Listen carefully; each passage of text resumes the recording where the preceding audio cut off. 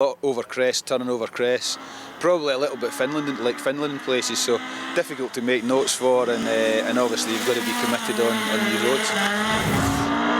Brian, you had a bit of an off in stage 6 yesterday. Tell us what happened. It was a bit of a shame, really. We probably got the wrong pace note, I think. I didn't quite get it right in the recce, so I was doing what I was told to do, but what I was told to do was wrong. So, bit of a spill. You weren't able to finish the day, but you got the car back here for day 2. It doesn't look like it was too badly damaged. No, we were pretty lucky, really. It was a bit of a crash, so got away with it. We had a few problems getting through the last few stages. The steering column collapsed and we had a steering wheel that was doing this, and then we blew the gearbox in the last stage. So we put a road car gearbox in it, no limited slip diff. It's good for about 180 mile an hour on top, so it's going to be, I don't know, it'll slow us down or speed us up, we'll see. It's going to be great. You've previously been seeded #1 in the Otago Rally many years ago. What year was that? Yeah, I think that was 1976, which says a lot, really. I shouldn't be here. Oh, you should, and we love having you as part of the rally. So back in those days, you were a regular campaigner in the National Championship. What sort of car? RX3s. I competed in the 76 International in an RX3, and we were fortunate enough to get 8th overall, so I was pretty happy with that.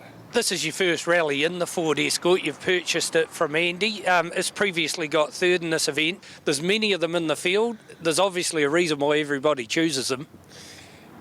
Yeah, I'm finding it a challenge, actually. I'm noticing it's so much heavier and it doesn't react as quickly in corners. I mean, it's sort of a technical thing, and it's also my ability to adapt to it, and I'm actually not as happy with it as I'd hoped I would, but it's not the car's fault. This car's got 3rd in this event, and so I'll blame me at this stage.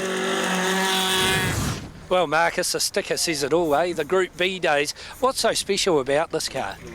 Well, we built it up as a new shell, basically just that Mazda used to run back in the early 80s. And it's as good as we get to what they were. So, yeah, it's just got the body kit from the Group B era and it runs the same sort of engine, 13B peripheral port, 300 horsepower.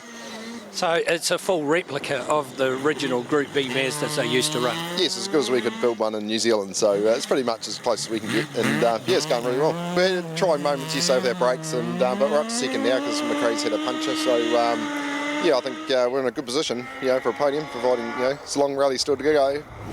Great, you've had a good weekend, you're running 5th overall.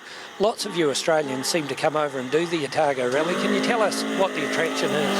Oh, it's just the class rally. It's just, look at the opposition you've got, the field is fantastic, and the event, the roads, just awesome. And don't forget I'm a Kiwi too, so. And the car, the BDA Escort, you lease that car over here. Tell us about the car. Steve Hugh's car from Palmside, yes, an RS 1800. It's very similar to my car in Australia. I know Dean pretty well, so he looks after me, it's great, just really love it. It makes it an easy way to go rallying. I guess the car can be prepared, you turn up and it's ready to go and you jump in and drive. Oh, definitely it helps doing it here because there's a fair logistic battle to bring it from Australia in container, spares, plus your service crew. So that's, it's a big ask to do that. So I guess you would say the hard part of the rally's over and done with now with the long stage. How are you going to play it for the rest of the afternoon? Oh, I think if you say I'm coming 5th, I'm happy. More, if I thought I could ever finish in the top 10, I'd be wrapped. So I'm just happy. It's fantastic. So take it easy, I think. Well, Hayden setting some impressive times this morning, and you're actually now just 1 second off the overall lead of the Otago Rally. We're just doing the same things what we were yesterday, just driving our own rally and enjoying it, and probably, if anything, just trying to drive it a bit straighter and a bit smoother today. I think that's probably the best way to get the fastest time, so that's good, but obviously a long way to go. The long ferocious stage will be a bit of a sting in the tail, so we need to keep a clean pair of heels. I see the service crew here working on the car. It's a lot of work, keeping these older cars going, isn't it? Yeah, well, they are a bit more basic, I guess. There's not too much to them, but they obviously do need a bit of maintenance and keep an eye on things. So, the guys have been doing an amazing job the last couple of days, and these are the guys that are always with me working, best mates, and they can put a lot of passion into it. Can you tell us about these WRC cars and the difference? It's a different kettle of fish. There's absolutely no comparison to this sort of car. But you know, the Hyundai is just an amazing car to drive, and to be part of a factory team's a dream come true. And you know, when you're in those cars, they do absolutely everything you want as a driver. The team's working tirelessly to be able to be winning. So to be in that environment's great, but obviously there's a lot of pressure to perform as well. John Kennard, what a ride you're having. Yeah, it is. It's pretty special. It's the beginning of our 10th year together, so I think he's out there trying to perform just for that. But sitting in this escort must be quite different to what you do every day.